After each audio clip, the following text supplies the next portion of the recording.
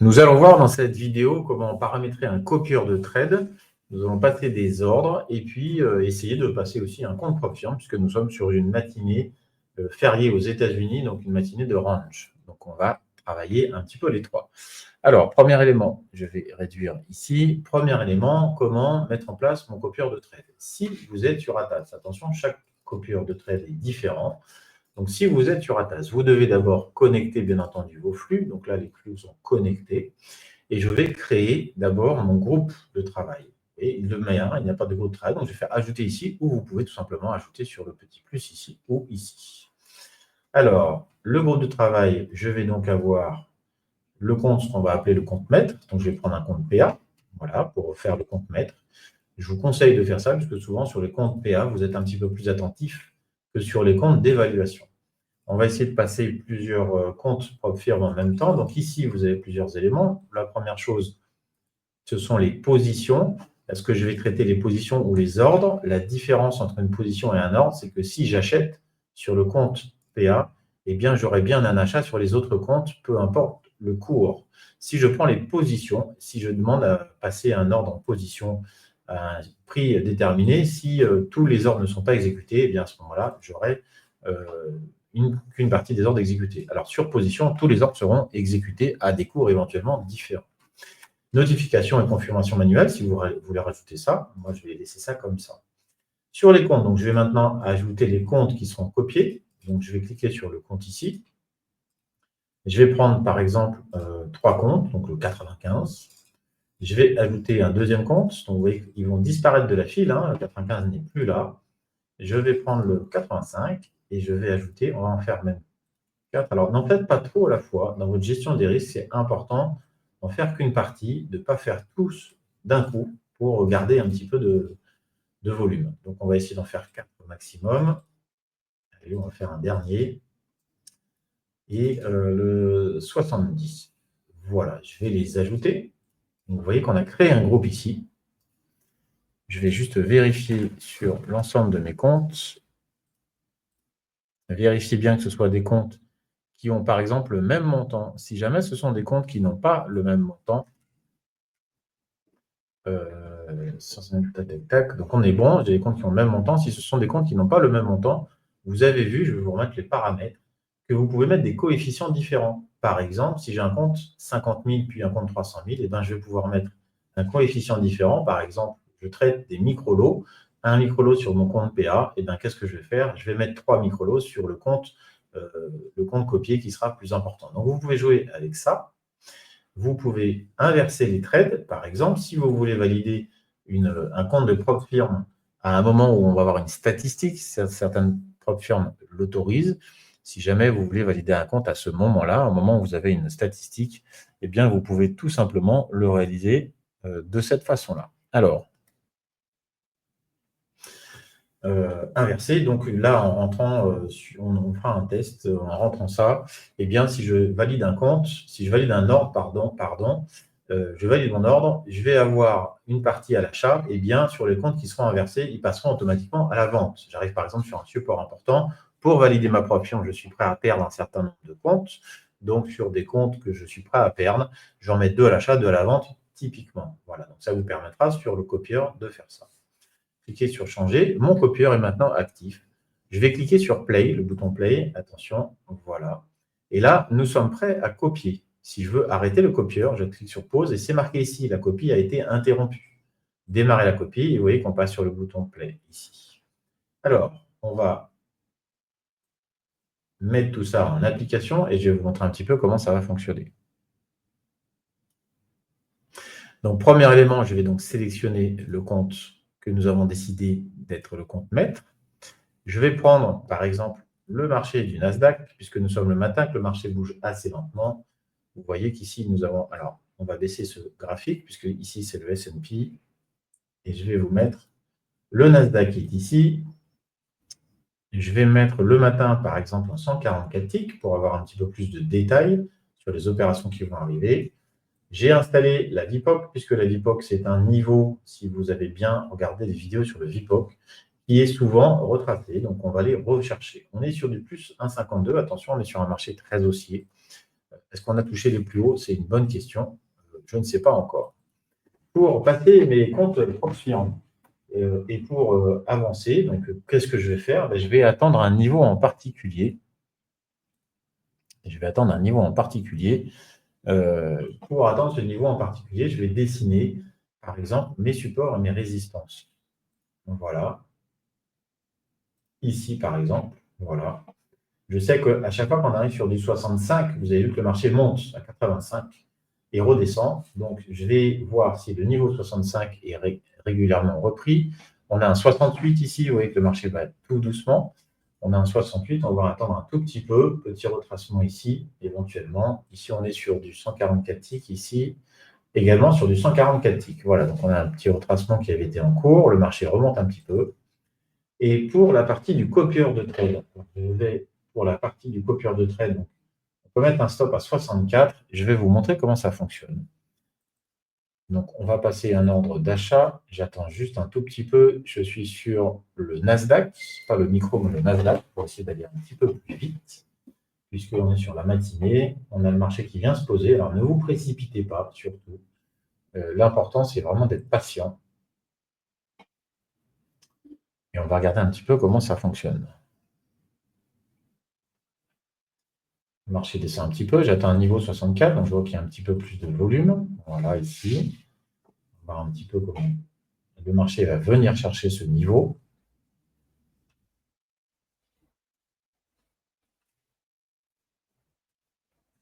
Et qui descend, hein. Vous le voyez en analyse technique, vous le voyez sur le carnet, tout simplement. Pour ceux qui ne connaissent pas les carnets, eh bien voilà, ça vous donne un outil, un avant-goût de la puissance de cet outil-là, puisque cette vidéo est bien entendu offerte à toutes les personnes qui sont chez Trading Institute sur des formations longues, et qui vont traiter au carnet.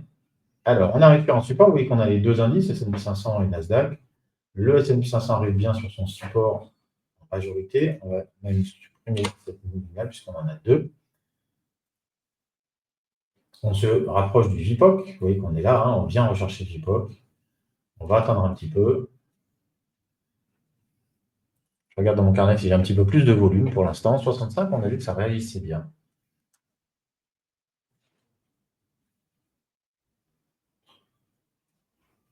On va regarder, oui, ça remonte un tout petit peu. Alors, pour la partie copieur de trade, je vais passer juste un trade. Attendez, ça vient chercher un peu plus bas, donc on va continuer à chercher. Si on vient chercher le VPOC, on a 70 points, c'est un petit peu loin. Et une quinzaine de points sur le S&P 500. Alors le VPOC, attention, c'est un niveau qui va changer au fur et à mesure de la journée. Je vous rappelle que le VPOC, POC of Control, et le volume du POC of Control, Point of Control, pardon. Le Point of Control, en fait, va être tout simplement un endroit où on va avoir le plus d'échanges, mais en termes de temps. Voilà, j'ai 29 lots, si vous avez vu, qui viennent de rentrer sur du 60. Est-ce que je descends encore? J'ai 25 lots à l'achat sur du 58. Est-ce qu'ils sont exécutés ou pas? On s'en approche. Est-ce qu'on les exécute? Ça veut dire que le vendeur est intéressé pour une taille un peu plus importante. On a donc bien un vendeur qui vient chercher ça. Ce vendeur peut être celui qui a fait les achats un petit peu plus bas, qui vient solder ses positions éventuellement, ou un shorter qui était un petit peu au-dessus. Soit un 25 qui souhaite acheter, soit, attention, un 25 qui souhaite revendre sa position short qui était au-dessus. Voilà, donc les 25 sont réels. Donc vous voyez déjà au carnet que les 25 en fait ont été aspirés, absorbés. On a plein de termes différents, mais on voit bien cette partie-là. Voilà, donc on a le marché qui continue à descendre. On va attendre tranquillement. Je vous ai dit, c'est très, très important d'être patient. On redescend sur le VPOC. Est-ce qu'on revient sur du 240? Il y a un niveau à 246, 245. Vous voyez qu'on est assez patient. Voilà. Pour l'instant, j'ai eu 35 lots, 12 à 50. Est-ce qu'ils vont les exécuter? Ah, on revient un petit peu là. On remonte un tout petit peu. On vient de faire quand même 92,52, une quarantaine de points, ce qui était pas mal. C'est ce qu'on peut chercher dans un marché comme celui-ci.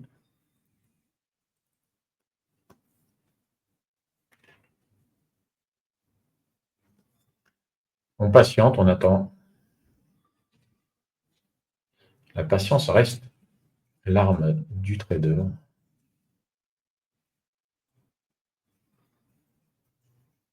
Et comme ça bouge tout doucement, ces matinées-là. Alors, c'est des matinées qui sont un peu idéales pour, pour valider des propres parce que vous pouvez aller dans un sens ou dans un autre.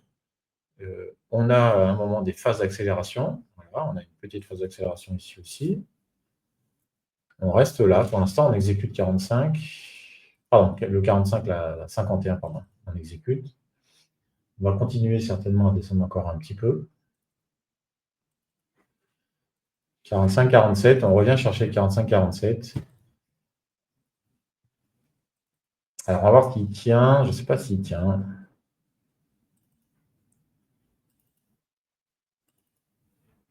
Et vous avez une solution aussi, c'est de vous dire à quel niveau ça risque de descendre si jamais le marché continue à descendre, c'est-à-dire à quel moment je vais positionner mon stop. Là, sur du 44, ça peut être pas mal. J'ai un peu de volume qui revient, j'ai des acheteurs qui reviennent, parce que le marché descend et ne veut pas redescendre plus bas, on repasse un peu au-dessus. Allez, je vais essayer de rentrer sur du 51. J'ai un lot 51, on va voir s'il est exécuté. Donc, il est exécuté. Je mets un stop assez court, on va mettre un stop, on a dit, voilà, dans du 45. Donc, voilà, je vais mettre mon stop à 45. Et donc là, déjà, pour la partie copieur de trade, je vais vous montrer un petit peu comment ça se passe. Vous avez sur l'écran le copieur, vous cliquez sur la petite flèche ici, et vous voyez que tous les comptes sont copiés. Voilà, donc ils sont tous copiés. Vous pouvez, si vous souhaitez, fermer une position par rapport à une autre. La position qui sera fermée, en fait, elle sera tout simplement fermée juste pour elle. Donc si je ferme, par exemple, sur 70, hein, comme ça, c'est pour vous montrer pour l'exemple, on a une position qui a été fermée sur 70. Pour toutes les autres, on reste en place. Ça veut dire que la position principale, elle reste en place. Pour l'instant, le marché continue à descendre. Hein, pour l'instant, on est en train, peut-être un tout petit peu tôt, on a un stop assez serré. Hein, on a 6 points de stop. On va aller peut-être chercher un petit retracement. Pour l'exemple, on va continuer. Donc là, on a l'ensemble des positions qui sont en cours. Et donc, si je change quelque chose sur le compte principal, eh bien, ça va toucher tous les comptes. Alors que si je peux sortir compte après compte, eh bien, le compte principal ne sera pas touché. Voilà pour la partie du copieur. On va regarder sur la partie de la position. Et donc, on cherche dans un marché comme ça, éventuellement des phases de retracement. On va voir un petit peu si le marché remonte un peu. 51, on a du monde, vous voyez, 60, 60 lots, 33. On a un marché qui est plutôt baissier. Il n'a pas forcément fini de faire sa baisse. On va chercher un point d'entrée. Une fois que la baisse sera terminée, on va essayer de jouer dans les deux horizons. Donc là, on a un stop à 45. Si on est touché à 45, on laissera le marché descendre un petit peu plus bas. Voilà, on est touché à 45. Donc vous voyez, sur mon copieur, tout simplement, il n'y a plus de position active, c'est-à-dire que toutes les positions ont été bien stoppées. Donc quand je passe un ordre sur le compte principal, elles sont touchées pour l'ensemble des positions.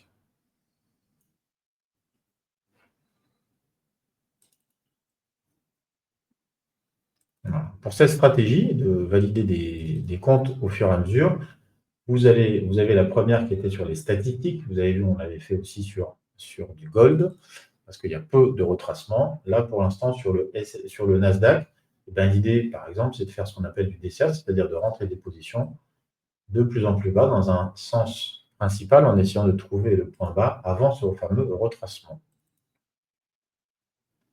Je vais regarder un petit peu comment on exécute les différents prix.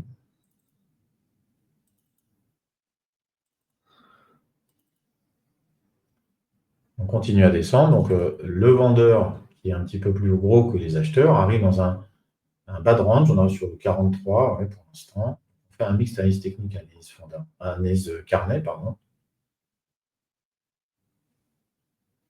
Toujours un niveau baissier, peut-être sur 34.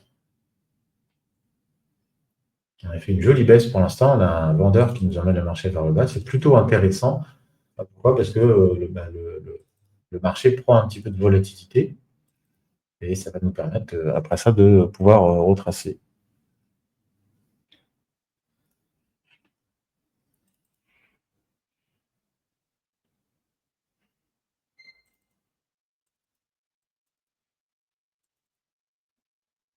Donc là, typiquement, c'est un trade sur une journée fériée aux États-Unis. Sur le marché cash, les actions sont fermées cet après-midi.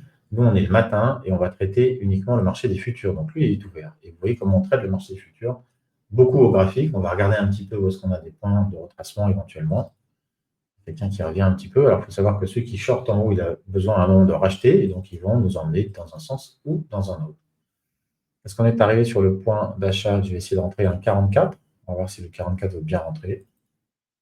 Si on descend un tout petit peu. Le point d'entrée, il était un petit peu plus tôt.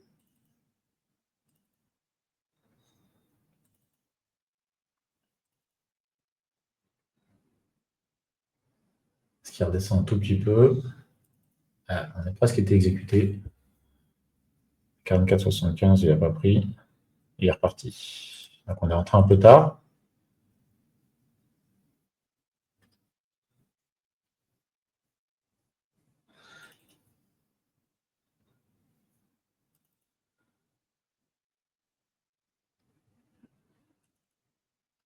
Je suis ressorti et je vais attendre un nouveau niveau.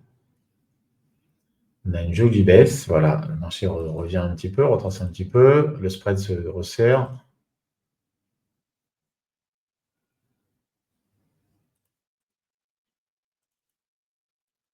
On a les tout petits mouvements. Est-ce qu'on rentre en 47? On aurait pu faire 47,48, un tick. Je vous rappelle qu'un point, pardon, un point, c'est 4 ticks. Donc, un point, c'est 20 $. On est sur du mini. On n'est pas sur du micro, mais du mini. Là, on est avec un PA, donc on va essayer d'aller chercher en fait ces petites ondulations. On va voir si le marché se tient ou pas.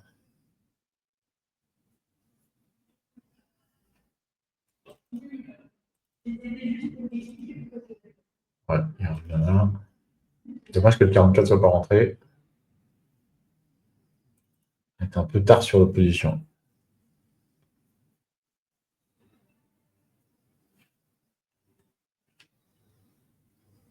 Et donc le matin, comme ça, les matinées, c'est les matinées en range. Donc il se peut que là, 45 objectifs soit 60. Voilà. Donc je vais calculer mon objectif. On redescend un petit peu. Est-ce qu'il va redescendre à 47? Et je tente un achat 47. On va voir s'il descend un tout petit peu. Il me prend 47. Pas pour l'instant. Et 47,25. Ouais, 47,25, on est rentré sur le marché. Donc je suis rentré un petit peu tard. Hein. Le point d'entrée, c'était plutôt du 43-44, mais je ne veux pas rater le mouvement. Et je vais mettre un stop. Vous voyez que le bas de ce espèce de range, on est sur du 40, avec un objectif à 60. Donc 40-60, on rentre à 47, on va mettre un stop à 40, 41, 40, ouais, aux alentours des 40. Voilà, j'ai un stop aux alentours des 40. Je vais mettre en dessous du volume le plus traité, donc en 38,25. Voilà. Donc, je vous remontre le copieur de trade. Vous voyez que tous les comptes sont rentrés. Et vous observez aussi quelque chose de particulier. On n'a pas le même PNL sur tous les comptes, tout simplement parce que les comptes étant copiés, il y en a certains qui sont rentrés à un cours et d'autres qui sont rentrés juste avec un ou deux ticks au-dessus ou en dessous. Voilà, on va voir si c'est le moment du range. Et je vais aller chercher justement sur ce range. Voilà, 47. 46-47, on va essayer de faire une sortie, allez, je dirais dans les 58-60. Donc on va mettre notre sortie tout de suite à 58 pour un lot.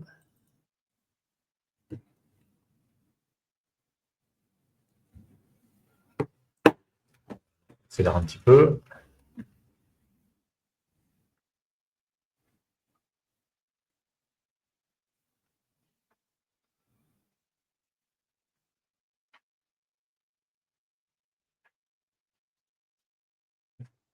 Alors pourquoi je ne mets pas au-dessus de la résistance, tout simplement, qui serait plutôt dans les 64-65?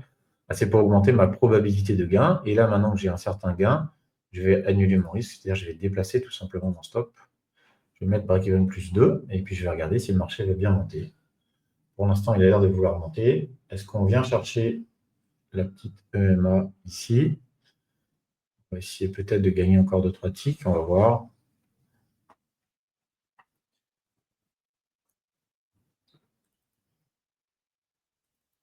S'il vient retracer sur mon BE+2, ce serait dommage, mais au moins on aura protégé notre capital et à ce moment-là, ben, on attend un éventuel retracement plus bas pour rentrer sur le marché. Ce sont des trades qui prennent du temps, il ne faut pas être pressé. Il ne faut pas avoir d'émotion. Donc, pour éviter les émotions, ben, vous voyez, c'est tout simple, hein, vous mettez votre stop, votre objectif, et vous attendez que le marché le fasse, et vous n'avez rien à faire. Si ça vous procure de l'émotion, lâchez la souris, surtout lâchez la souris, croisez les bras et regardez un petit peu ce qui se passe. Parce que là, dans le cadre du trade que je suis en train de vous montrer, il y a deux éléments qui peuvent se passer. C'est soit on prend break-even +2, c'est-à-dire on gagne 2 ticks, soit on va chercher 58, c'est-à-dire qu'on va gagner une dizaine de points. Voilà. Regardez, c'est en train de se faire. Je vais mettre le copieur juste à côté. Voilà. Vous voyez que sur le premier trade, on a fait moins 60 $ ou moins 80 $. Et sur le deuxième, eh ben, c'est le marché qui m'emmène. On est à plus 180 $. On va aller voir s'il vient chercher les 58. Allez, à pas grand-chose près. 190, on va faire donc un trade à 200 $. Si tout va bien, allez, il faut qu'il monte un tout petit peu. C'est pour ça que j'essaie de ne pas prendre des objectifs trop lointains sur des marchés qui sont très lents, très mous comme ça, parce qu'on va augmenter notre probabilité d'avoir un trade gagnant. Voilà, j'ai l'impression qu'on veut monter encore un petit peu. On peut très bien éventuellement sortir ici. Donc, si je sors ici, je descends. Je vais descendre un petit peu mon objectif. Voilà. Ça m'est déjà arrivé de ne pas être exécuté pour 1 ou 2 ticks alors qu'on avait un bon trade. N'hésitez pas à ne pas être trop gourmand, entre guillemets. On va regarder si le marché veut bien monter un tout petit peu plus. Est-ce qu'on a des acheteurs? Pour avoir une toute petite accélération, il redescend. Voilà. On va aller le chercher un petit peu plus bas. Alors, pourquoi je vais chercher un tout petit peu plus bas? Pour assurer le trade. Voilà. Et on est sorti. Et vous voyez que toutes les positions sont sorties. Alors attention à une chose, c'est que j'avais laissé un stop. Donc je vais annuler aussi mon stop. Voilà. Comme ça, j'ai plus de stop. Et une petite astuce pour vous. Donc vous voyez, on a fait moins 80 ou moins 60 sur le premier. On a fait plus 150 sur le deuxième, 145. Une petite astuce pour vous. Systématiquement, quand vous avez fini un trade, vous cliquez sur le bouton Flatten. Ça vous évite de laisser courir un trade, et même plusieurs fois, de laisser courir un trade que vous auriez mis dans un sens ou dans un autre. Et voilà, vous avez le trade ici qui est affiché. Et donc, dans ce type de journée, vous allez pouvoir faire des trades assez faciles, avec des stops assez précis. Il faut surtout être patient. Et avec un copieur, on va pouvoir multiplier ces trades. Voilà pour la partie sur le copieur de trade.